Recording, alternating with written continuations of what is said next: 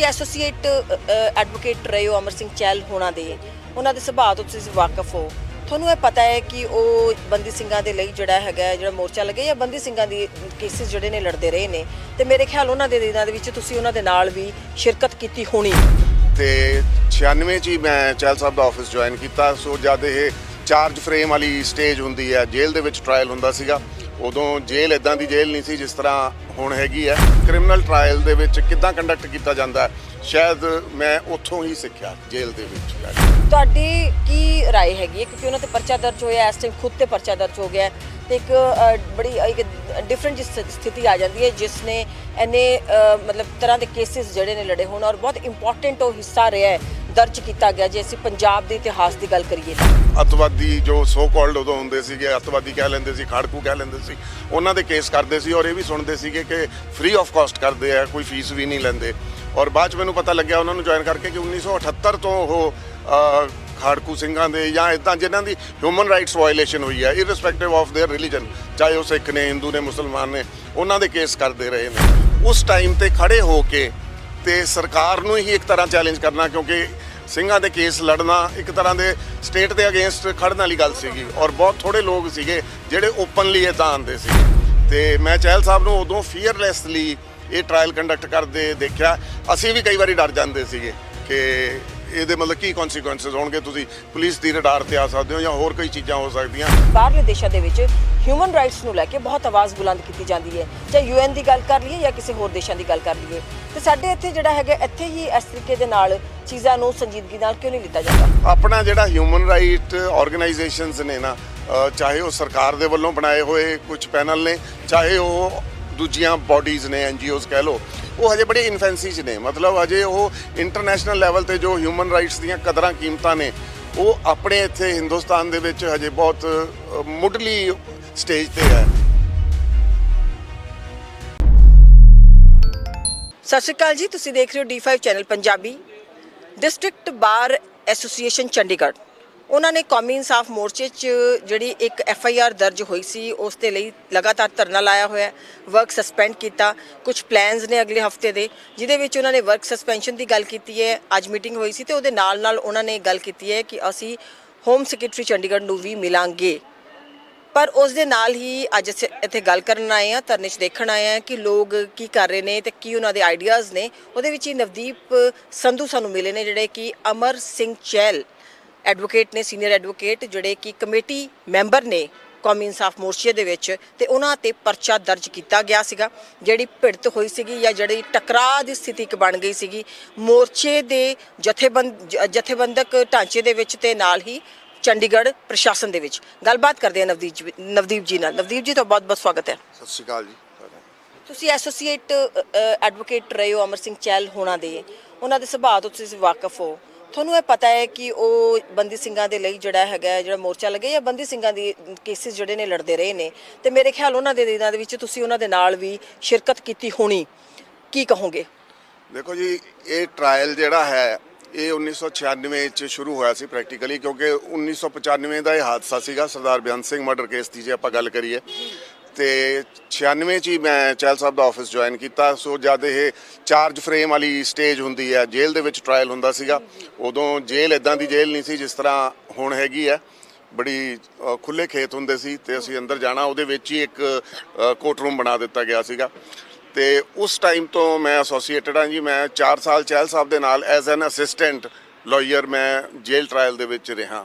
ਠੀਕ ਹੈ, ਮੇਨ ਕੰਮ ਤਾਂ ਚਹਿਲ ਸਾਹਿਬ ਹੀ ਕਰਦੇ ਸੀ, ਕੁਝ ਹੋਰ ਵਕੀਲ ਵੀ ਸੀਗੇ, ਕਿਉਂਕਿ ਇੰਨਾ ਵੱਡਾ ਟ੍ਰਾਇਲ ਸੀਗਾ, ਇੰਨੇ ਜ਼ਿਆਦਾ ਵਿਟਨੈਸ ਸੀ ਕਿ ਇੱਕ ਬੰਦੇ ਦੇ ਬਸ ਦਾ ਨਹੀਂ ਸੀਗਾ।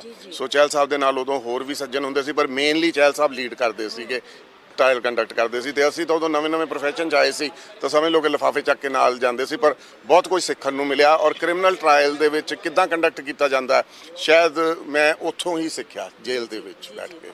ਨਵਦੀਪ ਜੀ, ਇਸ ਟਾਈਮ ਜਿਹੜਾ ਧਰਨਾ ਲੱਗਿਆ ਹੋਇਆ ਔਰ ਖਾਸ ਕਰਕੇ ਅਮਰ ਚਹਿਲ ਉਹਨਾਂ ਦੇ ਵਰਕਿੰਗ ਸਟਾਈਲ ਜਿਹੜਾ ਹੈਗਾ, ਉਹਨਾਂ ਨੇ ਕਾਫੀ ਲੰਮੇ ਚੌੜਾ ਦੇਖਿਆ ਜਾਏ ਤਾਂ ਇਸ ਤਰੀਕੇ ਦੇ ਜਿਹੜਾ ਉਸ ਕਾਲੇ ਦੌਰ ਦੇ ਵਿੱਚ ਕਈ ਨੌਜਵਾਨਾਂ ਤੇ, ਚਾਹੇ ਉਹ ਉਹਨਾਂ ਤੋਂ ਕੋਈ ਕਾਰਾ ਹੋ ਗਿਆ ਸੀਗਾ ਜਾਂ ਸ਼ਾਇਦ ਕੁਝ ਫੇਕ ਕੇਸਿਸ ਨੂੰ ਲੈ ਕੇ ਵੀ ਉਹਨਾਂ ਨੇ ਕਾਫੀ ਸਾਰੇ ਕੇਸਿਸ ਜਿਹੜੇ ਨੇ ਲੜੇ ਨੇ।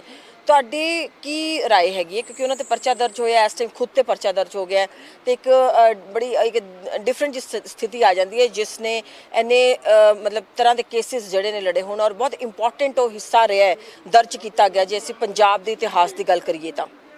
ਦੇਖੋ ਚਹਿਲ ਸਾਹਿਬ ਨੂੰ ਮੈਂ ਤਾਂ ਚਲੋ 90-91 ਤੋਂ ਜਾਣਦਾ ਐਜ਼ ਅ ਸਟੂਡੈਂਟ। ਜਦ ਮੈਂ ਲਾਅ ਪੜ੍ਹਦਾ ਸੀ ਉਦੋਂ ਵੀ ਅਖਬਾਰ 'ਚ ਕਦੀ ਦੇਖਣਾ ਕਿ ਅੱਤਵਾਦੀ ਜੋ ਸੋ ਕਾਲਡ ਉਦੋਂ ਹੁੰਦੇ ਸੀਗੇ, ਅੱਤਵਾਦੀ ਕਹਿ ਲੈਂਦੇ ਸੀ, ਖਾੜਕੂ ਕਹਿ ਲੈਂਦੇ ਸੀ, ਉਹਨਾਂ ਦੇ ਕੇਸ ਕਰਦੇ ਸੀ ਔਰ ਇਹ ਵੀ ਸੁਣਦੇ ਸੀਗੇ ਕਿ ਫ੍ਰੀ ਆਫ ਕਾਸਟ ਕਰਦੇ ਆ, ਕੋਈ ਫੀਸ ਵੀ ਨਹੀਂ ਲੈਂਦੇ। ਔਰ ਬਾਅਦ 'ਚ ਮੈਨੂੰ ਪਤਾ ਲੱਗਿਆ ਉਹਨਾਂ ਨੂੰ ਜੁਆਇਨ ਕਰਕੇ ਕਿ 1978 ਤੋਂ ਉਹ ਖਾੜਕੂ ਸਿੰਘਾਂ ਦੇ ਜਾਂ ਇੱਦਾਂ ਜਿਨ੍ਹਾਂ ਦੀ ਹਿਊਮਨ ਰਾਈਟਸ ਵਾਇਲੇਸ਼ਨ ਹੋਈ ਹੈ ਇਰਰਿਸਪੈਕਟਿਵ ਆਫ देयर ਰਿਲੀਜਨ, ਚਾਹੇ ਉਹ ਸਿੱਖ ਨੇ, ਹਿੰਦੂ ਨੇ, ਮੁਸਲਮਾਨ ਨੇ, ਉਹਨਾਂ ਦੇ ਕੇਸ ਕਰਦੇ ਰਹੇ ਨੇ। ਤੇ ਉਸ ਤੋਂ ਬਾਅਦ ਇਹ ਤਾਂ ਬੜੀ ਮਾਮੂਲੀ ਗੱਲ ਹੈ। ਮਤਲਬ ਤੁਸੀਂ ਇਹ ਦੇਖੋ ਕਿ ਉਹਨਾਂ ਦਿਨਾਂ ਦੇ ਵਿੱਚ ਪੁਲਿਸ ਰਾਜ ਸੀਗਾ 95 96 ਦੇ ਵਿੱਚ, ਹਾਲਾਤ ਅੱਜ ਵਰਗੇ ਹਾਲਾਤ ਨਹੀਂ ਸੀਗੇ। ਉਸ ਟਾਈਮ ਤੇ ਖੜੇ ਹੋ ਕੇ ਤੇ ਸਰਕਾਰ ਨੂੰ ਹੀ ਇੱਕ ਤਰ੍ਹਾਂ ਚੈਲੰਜ ਕਰਨਾ, ਕਿਉਂਕਿ ਸਿੰਘਾਂ ਦੇ ਕੇਸ ਲੜਨਾ ਇੱਕ ਤਰ੍ਹਾਂ ਦੇ ਸਟੇਟ ਦੇ ਅਗੇਂਸਟ ਖੜਨ ਵਾਲੀ ਗੱਲ ਸੀਗੀ ਔਰ ਬਹੁਤ ਥੋੜੇ ਲੋਕ ਸੀਗੇ ਜਿਹੜੇ ਓਪਨਲੀ ਇੱਦਾਂ ਆਉਂਦੇ ਸੀਗੇ। ਤੇ ਮੈਂ ਚਹਿਲ ਸਾਹਿਬ ਨੂੰ ਉਦੋਂ ਫੀਅਰਲੈਸਲੀ ਇਹ ਟ੍ਰਾਇਲ ਕੰਡਕਟ ਕਰਦੇ ਦੇਖਿਆ। ਅਸੀਂ ਵੀ ਕਈ ਵਾਰੀ ਡਰ ਜਾਂਦੇ ਸੀਗੇ ਕਿ ਇਹਦੇ ਮਤਲਬ ਕੀ ਕੌਨਸੀਕੁਐਂਸਸ ਹੋਣਗੇ, ਤੁਸੀਂ ਪੁਲਿਸ ਦੀ ਰਡਾਰ ਤੇ ਆ ਸਕਦੇ ਹੋ ਜਾਂ ਹੋਰ ਕਈ ਚੀਜ਼ਾਂ ਹੋ ਸਕਦੀਆਂ। ਪਰ ਉਹ ਕਹਿੰਦੇ ਸੀ ਕਿ ਜਦ ਤੁਸੀਂ ਸੱਚ ਦੇ ਰਾਹ ਚੱਲ ਰਹੇ ਹੋ, ਆਪਾਂ ਕਾਨੂੰਨੀ ਤੌਰ ਤੇ ਜੋ ਕਾਗਜ਼ ਆ ਉਸ ਦੇ ਹਿਸਾਬ ਨਾਲ ਆਪਾਂ ਕੇਸ ਕੰਡਕਟ ਕਰਨਾ, ਸੱਜੇ ਖੱਬੇ ਬਾਹਲਾ ਸੋਚਣ ਦੀ ਲੋੜ ਨਹੀਂ। ਸੋ ਹੀ ਵਾਜ਼ ਅ ਫੀਅਰਲੈਸ ਲਾਇਰ ਔਰ ਇਸ ਕਾਜ਼ ਦੇ ਨਾਲ ਸ਼ੁਰੂ ਤੋਂ ਹੀ ਜੁੜੇ ਹੋਏ ਸੀ। ਇਸ ਕਾਜ਼ ਦੇ ਨਾਲ ਕਿ ਕਿਸੇ ਵੀ ਹਿਊਮਨ ਰਾਈਟ ਵਾਇਲੇਸ਼ਨ ਦੇ ਕਾਜ਼ ਦੇ ਨਾਲ ਚਹਿਲ ਸਾਹਿਬ ਜੁੜੇ ਹੋਏ ਹੈਗੇ।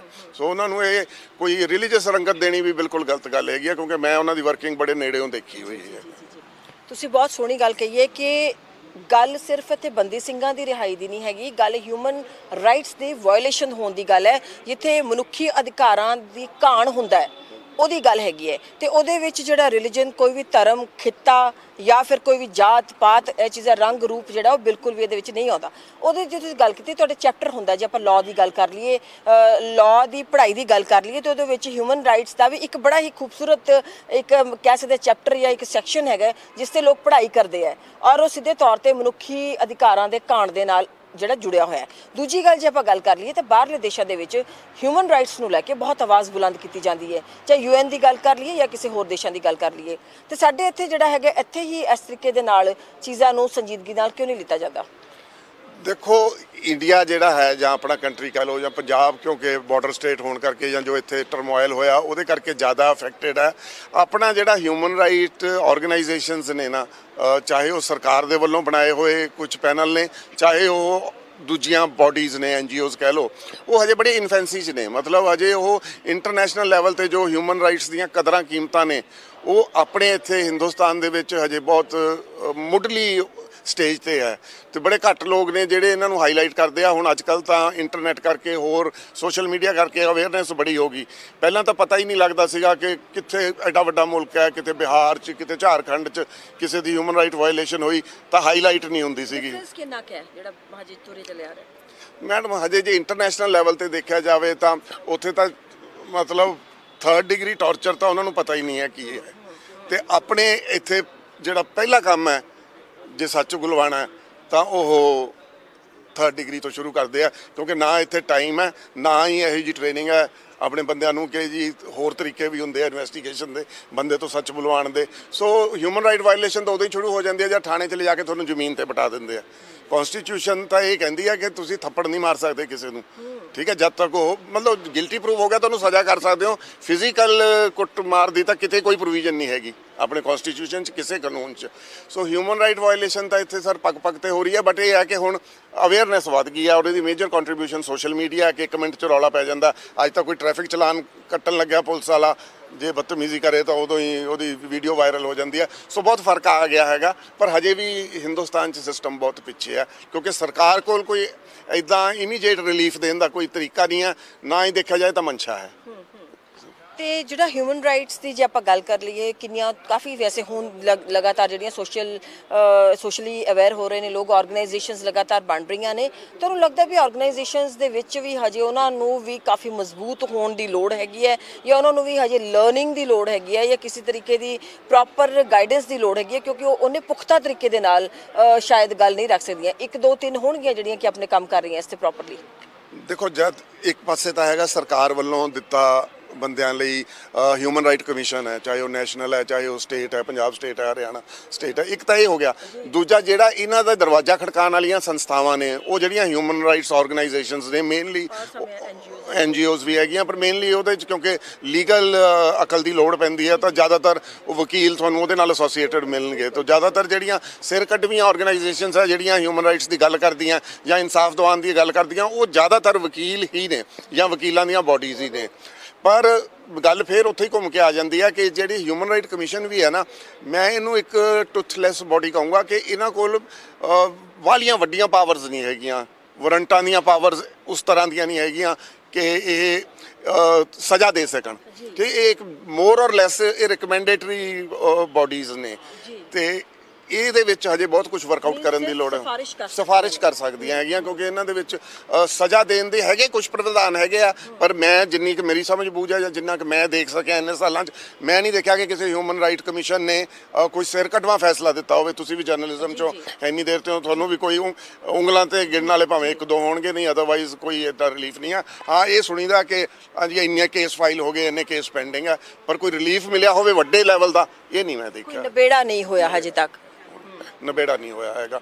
ਤੇ ਜਿੱਥੋਂ ਤੱਕ ਵਕੀਲ ਸਾਹਿਬ ਆਪਾਂ ਜੇ ਗੱਲ ਕਰ ਲਈਏ ਤਾਂ ਬੇਸਿਕਲੀ ਜਿਹੜਾ ਇਹ ਕੇਸ ਹੋਇਆ, ਧਰਨਾ ਲਾਈ ਬੈਠੀ ਹੈ ਤੁਹਾਡੇ ਜਿਹੜੇ ਬਾਰ ਐਸੋਸੀਏਸ਼ਨ ਹੈਗੀ ਹੈ, ਤੁਹਾਨੂੰ ਲੱਗਦਾ ਹੈ ਵੀ ਜਿਹੜਾ ਅੱਗੇ, ਕਿਉਂਕਿ ਪ੍ਰੋਗਰਾਮ ਵੀ ਅਸੀਂ ਹੁਣੀ ਬੱਸੀ ਸਾਹਿਬ ਨਾਲ ਗੱਲ ਕਰ ਰਹੇ ਸੀ, ਤੁਹਾਡੇ ਸਾਬਕਾ ਪ੍ਰਧਾਨ ਨੇ, ਉਹਨਾਂ ਨੇ ਦੱਸਿਆ ਵੀ ਅਸੀਂ ਸੋਮਵਾਰ ਤੋਂ ਅੱਗੇ ਜਿਹੜਾ ਪ੍ਰੋਗਰਾਮ ਉਲੀਕ ਲਿਆ, ਅੱਜ ਸਾਡੀ ਮੀਟਿੰਗ ਹੋਈ ਹੈ, ਉਸ ਦੇ ਨਾਲ ਜੇ ਦੇਖਿਆ ਜਾਏ ਤਾਂ ਤੁਹਾਨੂੰ ਲੱਗਦਾ ਵੀ ਇਹਦੇ ਵਿੱਚ ਸੁਣਵਾਈ ਹੋਏਗੀ? ਜੇ ਵਕੀਲਾਂ ਦੀ ਸੁਣਵਾਈ ਨਹੀਂ ਹੋਈ ਤਾਂ ਆਮ ਬੰਦੇ ਦਾ ਕੀ ਬਣੇਗਾ?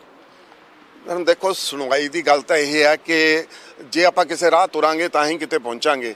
ਜੇ ਹੱਥ ਤੇ ਹੱਥ ਧਰ ਕੇ ਬੈਠੇ ਰਹੇ ਤਾਂ ਜਿੱਥੇ ਕੁਝ ਕੇਸਾਂ 'ਚ ਤਾਂ 30 ਸਾਲ ਤੋਂ ਜ਼ਿਆਦਾ ਹੋ ਗਏ ਨੇ ਬੰਦੇ ਅੰਦਰ ਨੇ, ਤੇ ਜੇ ਆਪਾਂ ਸਰਦਾਰ ਬਿਆਨ ਸਿੰਘ ਮਰਡਰ ਕੇਸ ਦੀ ਗੱਲ ਕਰੀਏ ਤਾਂ ਇਹ 25-26 ਸਾਲ ਹੋ ਗਏ ਨੇ।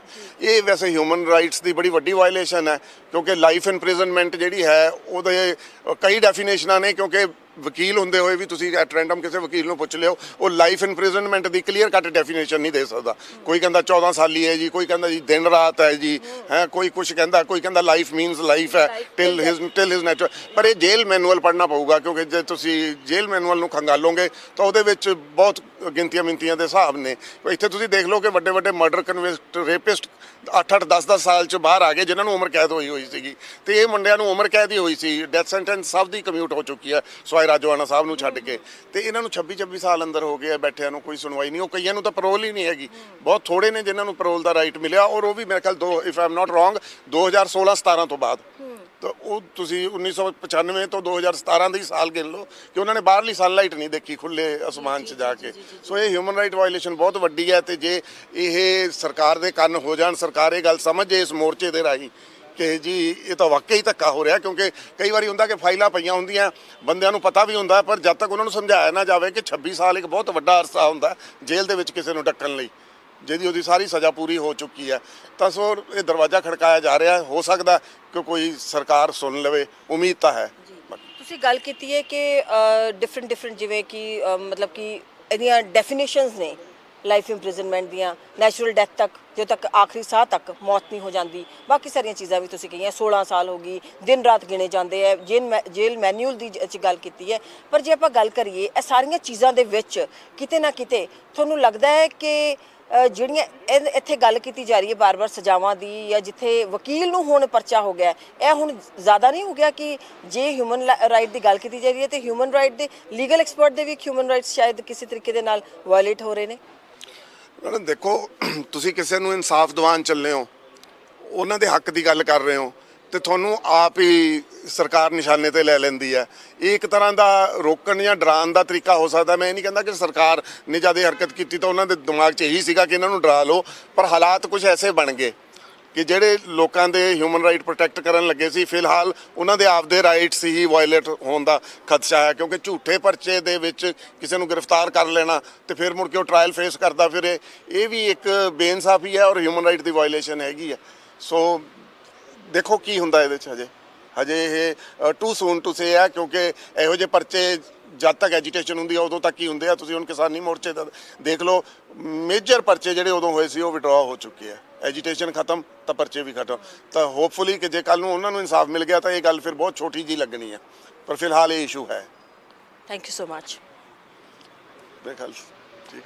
ਇਹ ਸਾਡੇ ਨਾਲ ਸੀਗੇ ਨਵਦੀਪ ਸੰਧੂ ਜੀ ਜਿਹੜੇ ਕਿ ਐਡਵੋਕੇਟ ਨੇ ਔਰ ਇਹਨਾਂ ਨੇ ਖਾਸ ਕਰਕੇ ਅਮਰ ਸਿੰਘ ਚਹਿਲ ਜਿਨ੍ਹਾਂ ਤੇ ਪਰਚਾ ਹੋਇਆ ਐਡਵੋਕੇਟ ਨੇ ਸੀਨੀਅਰ ਐਡਵੋਕੇਟ ਨੇ ਬੰਦੀ ਸਿੰਘਾਂ ਦੇ ਕੇਸ ਉਹਨਾਂ ਨੇ ਲੜੇ ਨੇ ਔਰ ਖਾਸ ਕਰਕੇ ਪੰਜਾਬ ਦੇ ਉਸ ਕਾਲੇ ਦੌਰ ਦੇ ਵਿੱਚ ਉਹਨਾਂ ਨੇ ਕਾਫੀ ਜਿਹੜੇ ਲੋਕਾਂ ਤੇ ਕੇਸ ਹੋਏ ਸੀ ਚਾਹੇ ਉਹ ਖਾੜਕੂਆਂ ਤੇ ਹੋਏ ਸੀਗੇ ਜਾਂ ਫਿਰ ਜਿਨ੍ਹਾਂ ਨੂੰ ਫੇਕ ਕੇਸ ਦੀ ਕੈਟਾਗਰੀ 'ਚ ਵੀ ਰੱਖਿਆ ਗਿਆ ਸੀ ਉਹਨਾਂ ਨੇ ਲਗਾਤਾਰ ਉਹ ਕੇਸ ਲੜੇ ਨੇ ਇਹਨਾਂ ਨੇ ਕਿਹਾ ਕਿ ਡੈਫੀਨੇਟਲੀ ਇਹ ਬੜੀ ਇੱਕ ਅਜੀਬ ਗੱਲ ਹੈ ਕਿ ਜਿਹੜਾ ਹਿਊਮਨ ਰਾਈਟ ਵਾਇਓਲੇਸ਼ਨ ਦੇ ਅਗੇਂਸਟ ਕੋਈ ਵੀ ਲੀਗਲ ਐਕਸਪਰਟ ਆਵਾਜ਼ ਚੁੱਕ ਰਿਹਾ ਉਹਦੇ ਤੇ ਹੀ ਪਰਚਾ ਕੀਤਾ ਗਿਆ ਡੈਫੀਨੇਟਲੀ ਕਈ ਵਾਰੀ ਸਰਕਮਸਟੈਂਸਸ ਉਵੇਂ ਦੇ ਹੋ ਜਾਂਦੇ ਹੈ ਪਰ ਬਾਵਜੂਦ ਉਸ ਦੇ ਜਿਹੜਾ ਹੈਗਾ ਹਿਊਮਨ ਰਾਈਟ ਵਾਇਓਲੇਸ਼ਨ ਜਿਹੜਾ ਇੱਕ ਵੱਡਾ ਮੁੱਦਾ ਹੈ ਮੋਰਚਾ ਲੱਗਿਆ ਉਹਨਾਂ ਨੇ ਬੜੇ ਹੀ ਤਰੀਕੇ ਦੇ ਨਾਲ ਇੱਕ ਜਵਾਬ ਵੀ ਦਿੱਤਾ ਕਿ ਕਈ ਵਾਰੀ ਇਹ ਕੇਸਿਸ ਜਿਹੜੇ ਨੇ ਉਹ ਇੰਪਲਸ ਨਾਲ ਹੁੰਦੇ ਆ ਤੁਸੀਂ ਕਹਿ ਸਕਦੇ ਹੋ ਕਿਉਂਕਿ ਜਦੋਂ ਕਿਸਾਨੀ ਮੋਰਚਾ ਲੱਗਿਆ ਸੀ ਤਾਂ ਉਦੋਂ ਵੀ ਕਈ ਇਹੋ ਜਿਹੇ ਪਰਚੇ ਹੋਏ ਸੀ ਤੇ ਬਾਅਦ ਵਿੱਚੋਂ ਵਿਡਰਾਅ ਕਰ ਲਿੱਤੇ ਗਏ ਸੀ ਜਾਂ ਕੁਐਸ਼ ਹੋ ਗਏ ਸੀਗੇ ਵਕੀਲਾਂ ਦੀ ਭਾਸ਼ਾ ਦੇ ਵਿੱਚ ਵਕੀਲਾਂ ਨਾਲ ਅੱਜ ਅਸੀਂ ਇੱਥੇ ਗੱਲਬਾਤ ਕੀਤੀ ਹੈ